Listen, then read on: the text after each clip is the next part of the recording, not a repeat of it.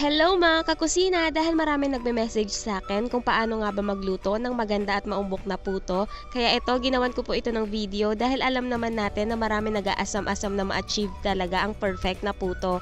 Kaya tara, sabay-sabay nating alamin ang mga tips at technique para ma-achieve natin ito.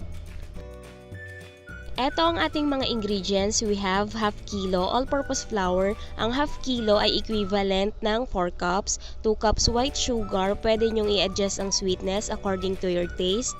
4 sachet of powdered milk. Equivalent naman ito ng 1 cup. Pero kung naka-sachet ang gagamitin nyo, 33 grams each sachet po ito.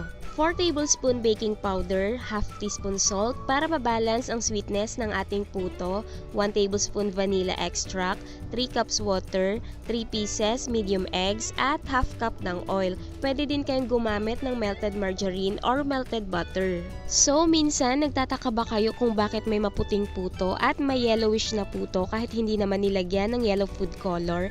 Depende kasi yan kung ano ang ginamit natin. Kung oil ba or melted margarine na yellow ang kulay. So kapag melted margarine or melted butter ang ginamit mo, magiging yellowish din talaga ang outcome ng puto mo dahil yan sa kulay ng butter at margarine. So ako, ito ang ginagamit ko, canola oil, kasi hindi ganun katingkad yung pagka-yellow niya. Na-share ko lang to kasi may mga nagtatanong din sa akin ng bakit ang puti ng puto mo, paano maging maputi ang puto. So ngayon alam nyo na po kung bakit.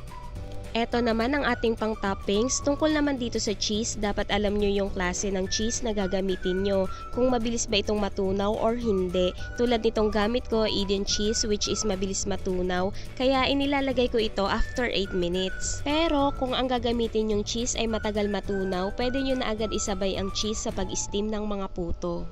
Another tip, balutan nyo ng cling wrap ang knife na gagamitin nyo para hindi madurog or ma-deform ang cheese habang hinihiwa nyo. At oo nga pala, huwag nyong kakapalan ang hiwa ng cheese nyo kasi mabibigatan ang puto mixture. Possible na lumubog ang cheese nyo sa mga puto after maluto. First step, magpakulo na tayo ng tubig sa steamer para habang tinitimpla natin ang puto mixture ay naka-ready na rin ito mamaya. Ang una nating gagawin ay itetest muna natin ang ating baking powder kung active ba ito. Kasi kahit sundin nyo lahat ng mga tips at procedure, kung hindi naman active ang baking powder nyo, papalpak pa rin kayo sa pagluto ng puto. Sa konting hot water, maglagay lang tayo ng konting baking powder at kapag ito ay nagbubbles, it means active pa yan. Pero kung hindi ito nagbabubbles, it means hindi na active ang baking powder nyo, kaya much better na bumili na kayo ng bago. Proceed na tayo, i-beat muna natin ang eggs bago natin i-add ang iba pang wet ingredients.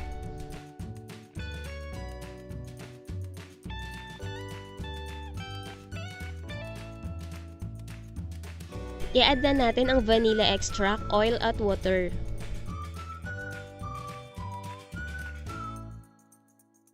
I-mix lang natin until well combined.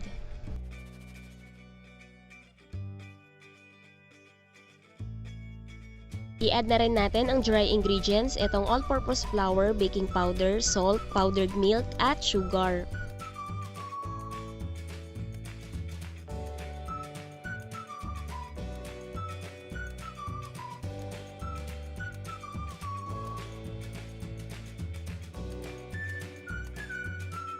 I-sift lang natin itong dry ingredients.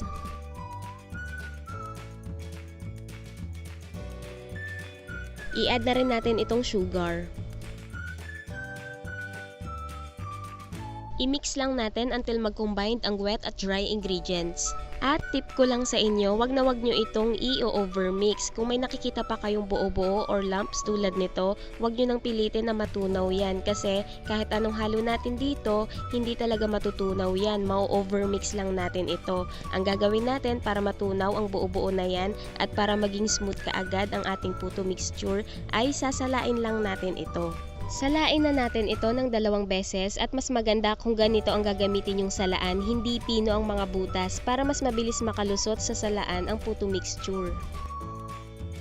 Kita nyo kung gaano karaming lumps or buo-buo ang nasa puto mixture natin, hindi talaga yan matutunaw sa kakahalo natin, ma-overmix lang natin yan. Kapag na-overmix natin ito, hindi magiging maganda ang texture ng ating puto. Gamit lang tayo ng spatula para lumusot sa strainer ang lumps.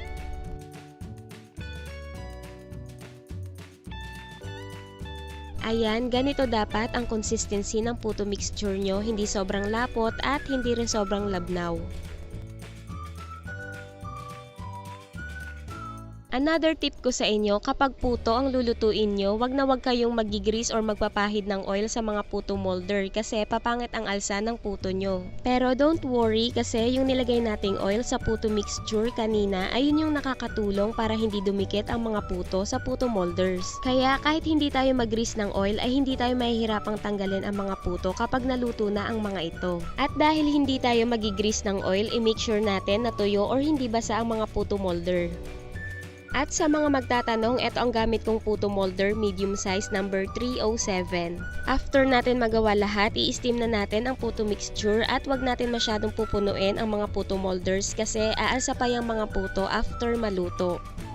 Bago natin isalang ang puto mixture, make sure na napakulo natin yung tubig sa steamer. Then patayin muna natin ang apoy. Hintayin natin mawala ang kulo ng tubig. Pag nawala na ang kulo ng tubig, isalang agad natin ang steamer basket, takpan at buksan ulit natin ang apoy. Pwede nyong iset ang apoy sa medium heat. Ako ganito lang kalakas ang gamit kong apoy.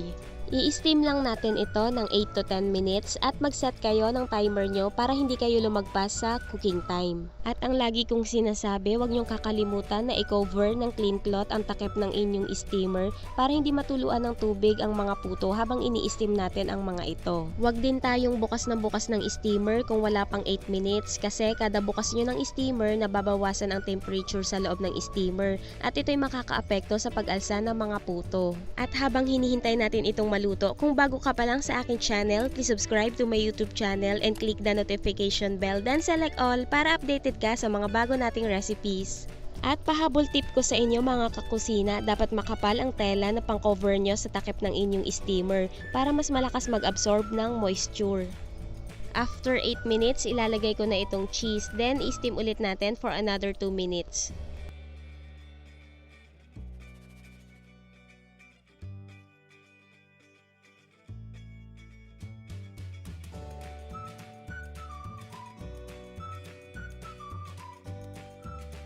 After 2 minutes, mag-toothpick test tayo. Pag hindi basa ang toothpick, it means luto na ang mga puto. Pero kapag basa pa, hilaw pa yan, mag-extend ka pa ng 3 to 5 minutes. Then check again kung luto na. Ayan, luto na ang mga puto. Pwede na itong hanguin.